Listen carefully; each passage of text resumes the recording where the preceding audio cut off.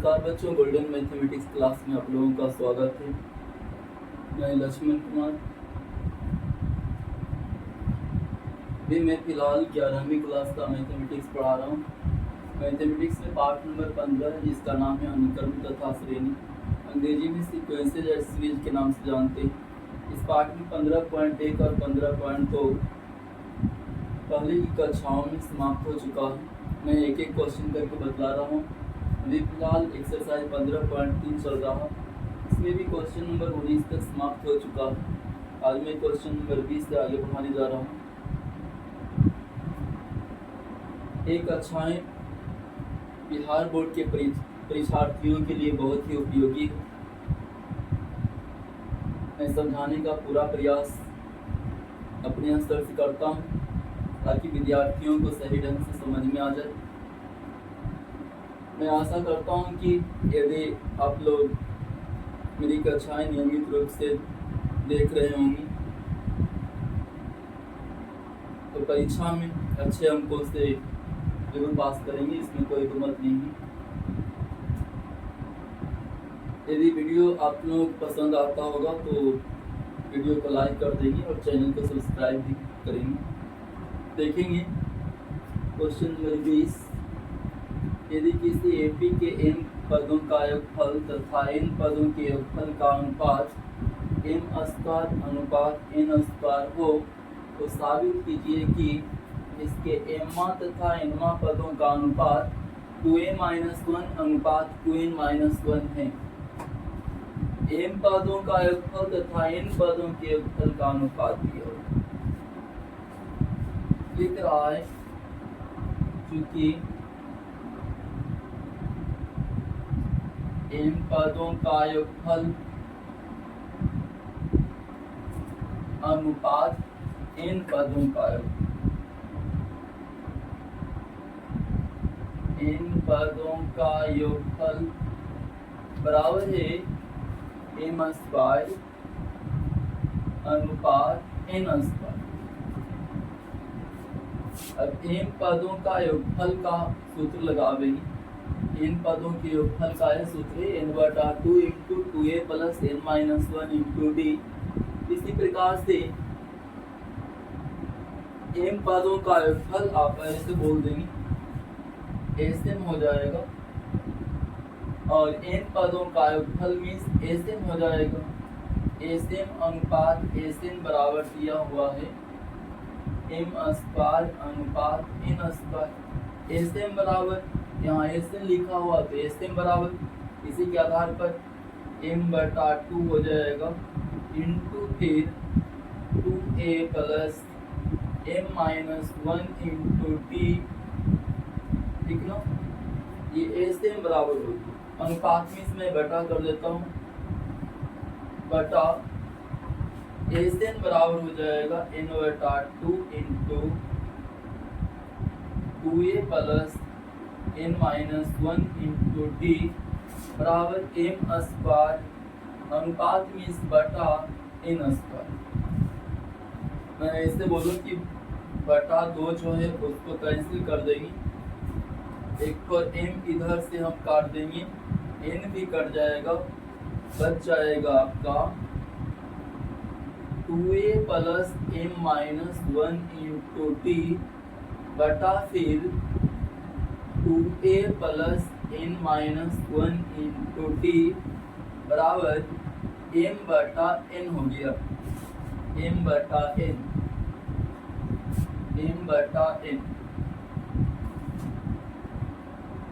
ध्यान देंगे।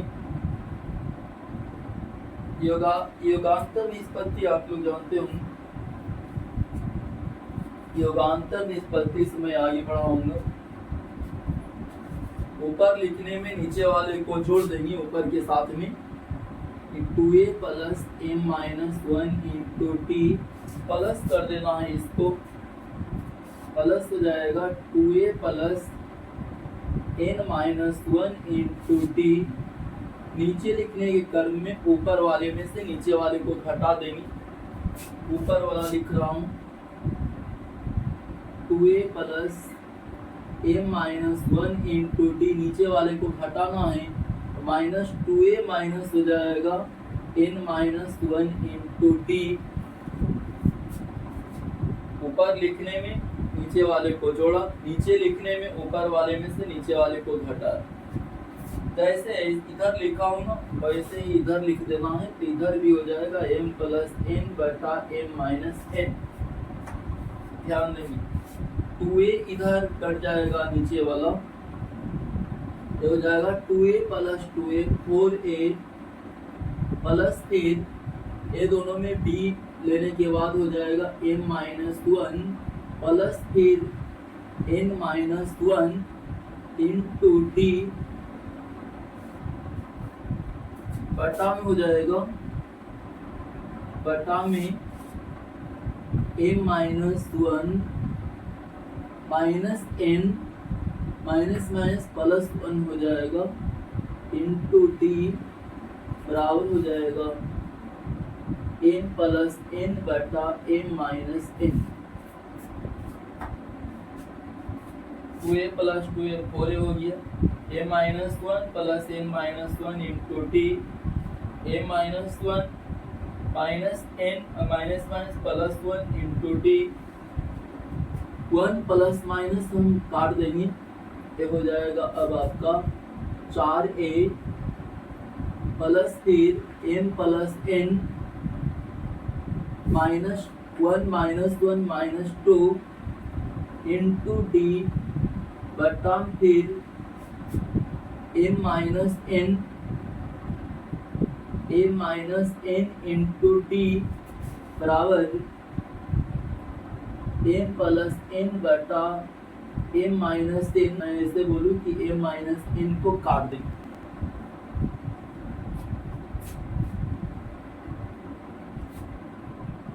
ध्यान देंगे। इसके बाद हो जाएगा आपका 4a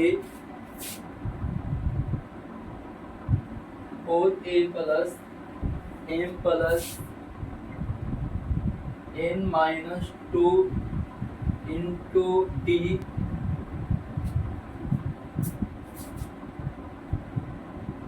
डी से गुना हो जाएगा तो m प्लस n इंटू बराबर हो जाएगा m plus n into D, m plus n into D. और आगे देखेंगे 4a बराबर हम बोलेंगे, इसको राइट साइड में भेज देंगे तो हो जाएगा m plus n into D minus m plus n minus 2 into D.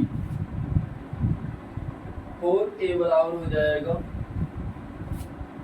हटा देना है तो m plus n minus m हो जाएगा, माइनस n हो जाएगा, minus minus plus 2 into D लिखेंगे।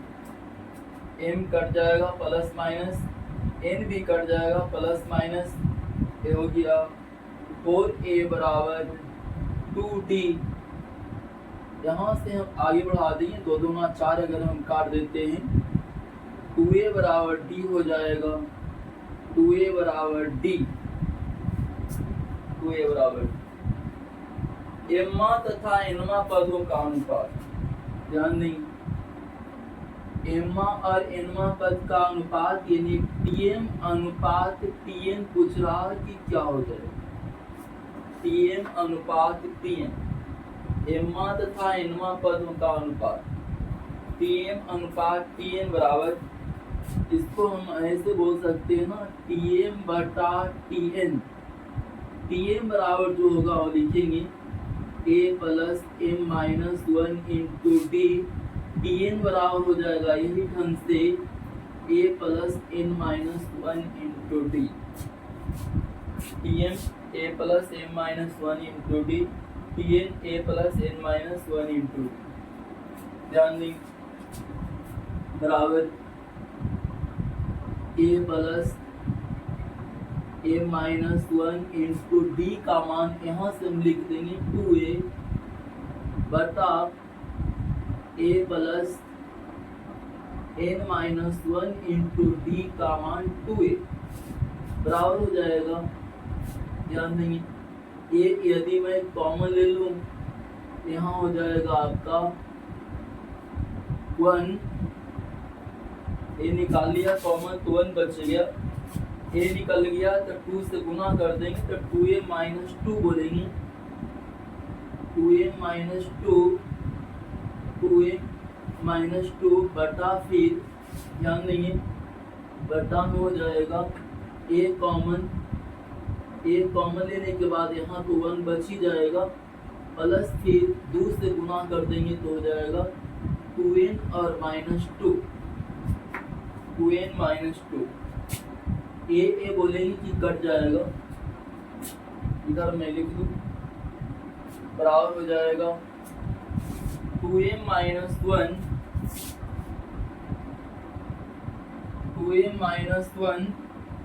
बटा 2n माइनस 1, इसी को हम बोल देंगे 2m माइनस 1 अनुपात 2n माइनस 1, यही सिद्ध करके दिखलाना था, यही सिद्ध करके दिखलाना।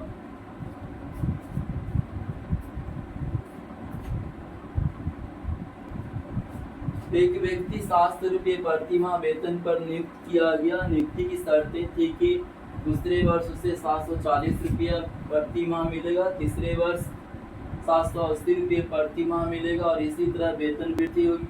याद कीजिए कि 10 वर्ष के अंत में उसे कुल कितना वेतन मिलेगा। ठीक, कुल वेतन बराबर 10 वर्ष के अंत में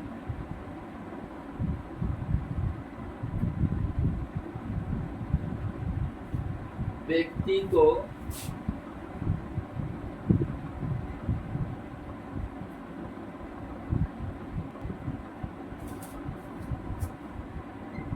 कुल वेतन बराबर हो जाएगा, कुल वेतन बराबर पहले तो 700 रुपया मिल रहा प्लस,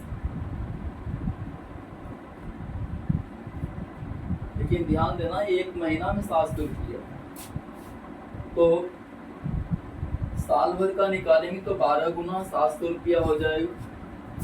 दूसरा साल के लिए 12 गुना 740 रुपया बोल देंगे, 12 गुना 740 रुपया। तीसरा साल के लिए 12 गुना 780 रुपया हो जाएगा, ठीक ना।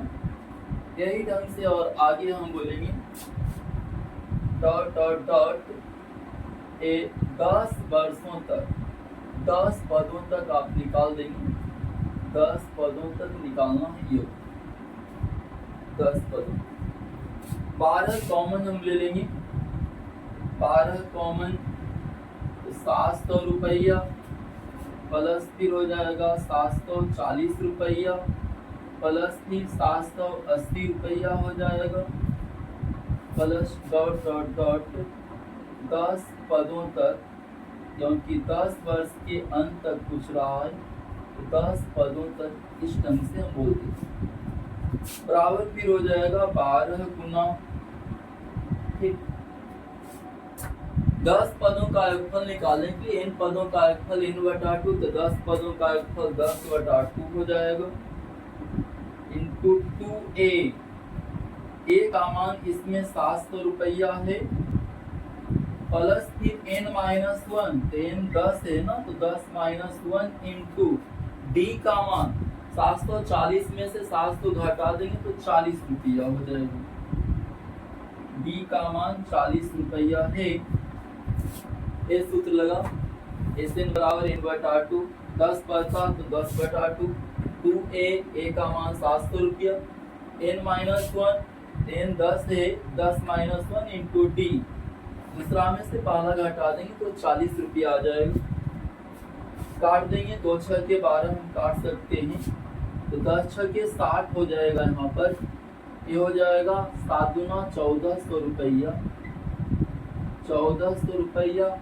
यहाँ 9 बच जाएगा तो 9 गुना 40, 9 चौके 36, 360 रुपया यहाँ हो जाएगा। बराबर फिर 60 गुना जोड़ देंगे 14 3 1760 रुपया, 1760 रुपया बराबर 0 0 2 को तो हम लिख ही देंगे। तो 36 6 बाकी 3, 17 छता 2 से 102 और 3 105 हो जाएगा। 1,05,600 रुपया मिलेगा। 105600 रुपया। क्वेश्चन अगला देखेंगे। बहुभुज में जितनी भुजाओं की संख्या होती है उतनी ही कोणों की संख्या होती। जितना भुजा उतना कोण। से त्रिभुज की हम बात करेंगे तो 3 भुजा तो 3 कोण होता। चतुर्भुज में 4 भुजा तो 4 कोण। पंचभुज में 5 भुजा तो 5 कोण। जितना भुजा होगा उतना ही कोण हो जाएगा। ठीक ना? जितना कोण मानेंगे उतना ही भुजा की संख्या अपने आप हो जाएगी। तो मान लेते हैं भुजाओं की संख्या n है। माना भुजाओं की संख्या बराबर n। भुजाओं की संख्या बराबर n। अब n भुजा है तो n कोण भी हो जाए। जितना भुजा उतना कोण। ठीक ना? बहुभुज के सभी अंतः कोणों का योग निकालें। बहुभुज के सभी अंतः कोणों का योग बराबर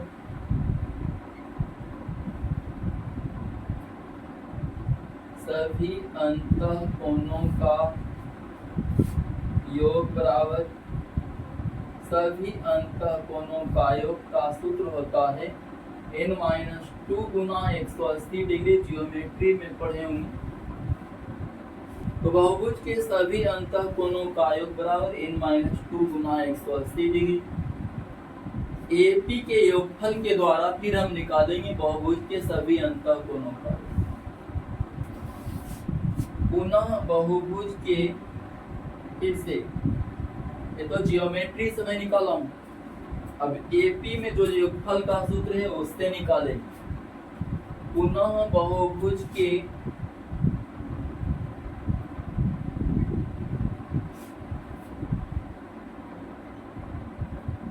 सभी अंतः कोणों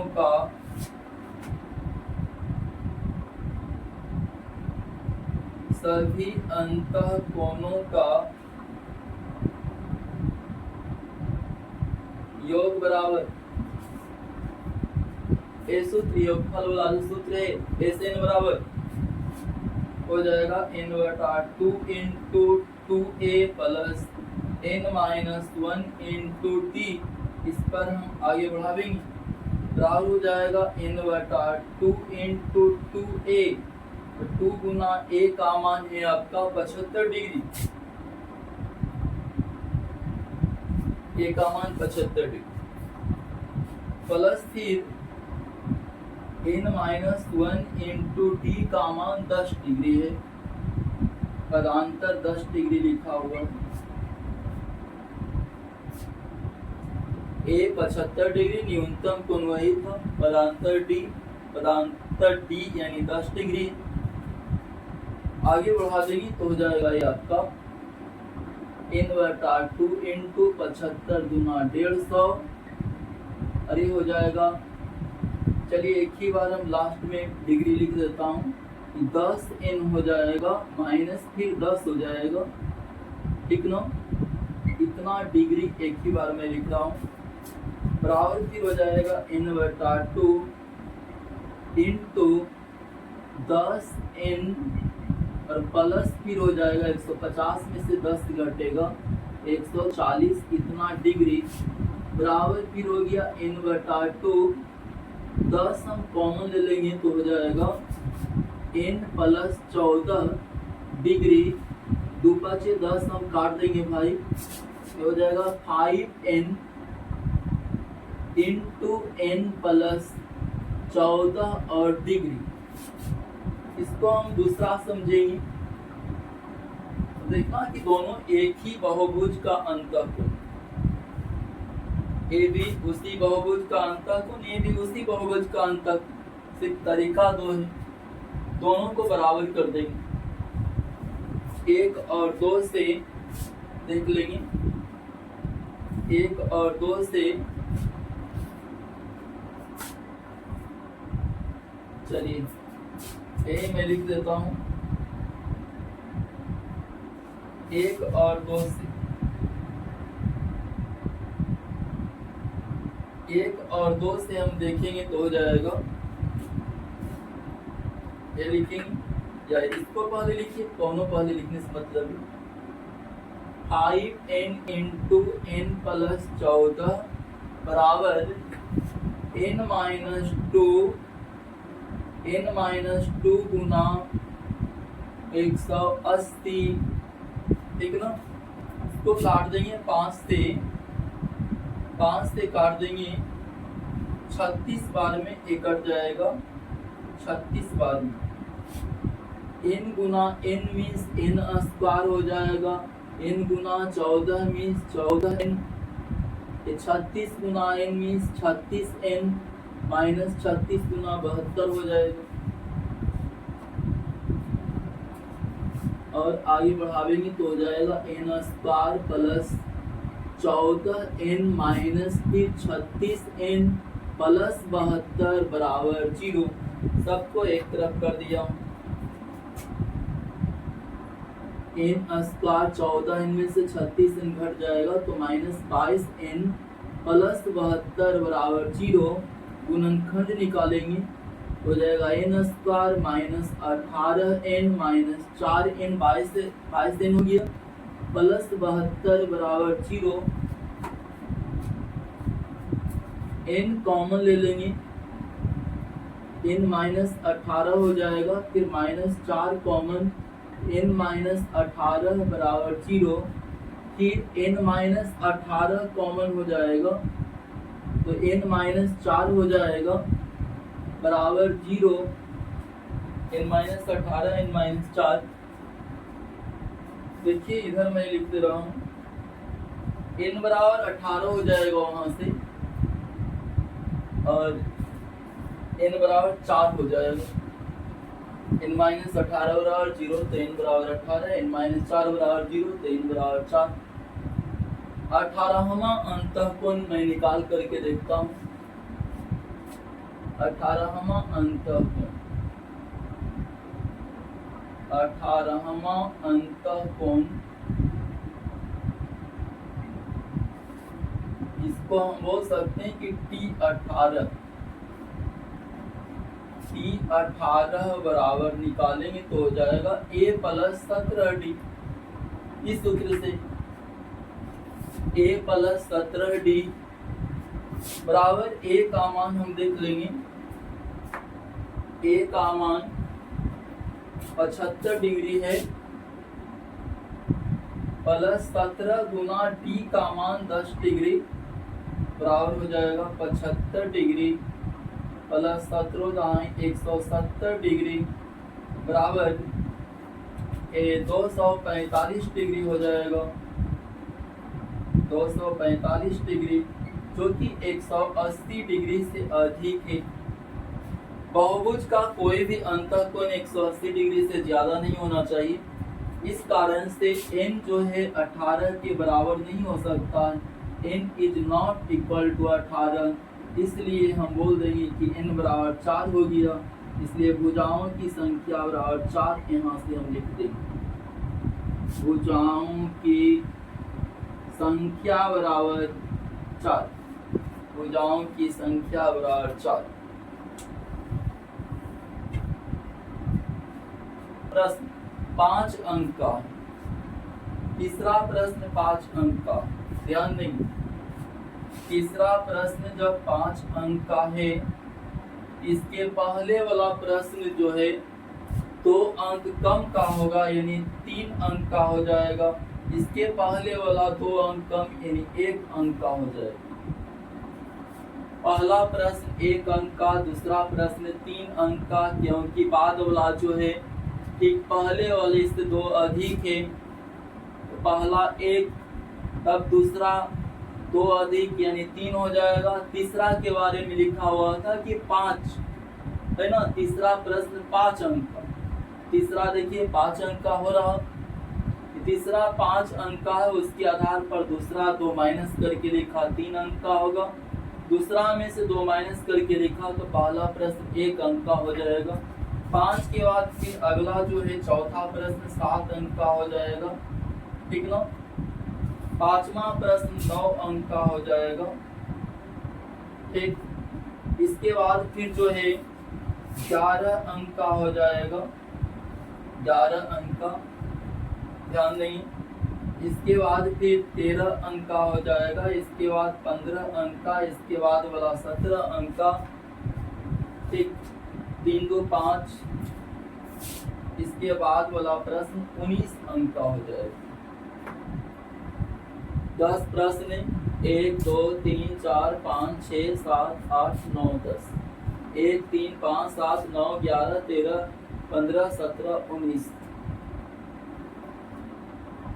बोला कि विद्यार्थी 8 प्रश्नों को हल कर अधिक से अधिक कितना अंक प्राप्त कर सकते। 8 प्रश्न को हल करना, अगर यहाँ से हल करना शुरू करता है, ठीक, यहाँ से 1 को शामिल कर देता है, 3 को शामिल कर देता है ना, तो अधिक अंक प्राप्त करने में कुछ कमी आ जाएगी। इस कारण से यहाँ से लास्ट तक अगर 8 प्रश्न को उठा लें तो अधिक से अधिक अंक मिल जाएगा, ठीक। यहाँ से अधिक अंक मिल जाएगा। तो यहाँ से हम देख लेंगे कि a बराबर जो है 5 हो जाएगा, d बराबर 7 में से 5 अगर हम घटा देंगे तो 2 हो जाएगा, ठीक। 8 प्रश्न है तो n बराबर को 8 हम बोलेंगे ही। अब योगफल निकाल देना है, योगफल, चूंकि SN बराबर होता है n/2 into 2a plus n-1 into d। एक दूसरा सूत्र भी n/2 into a plus tn, उससे भी बन सकता।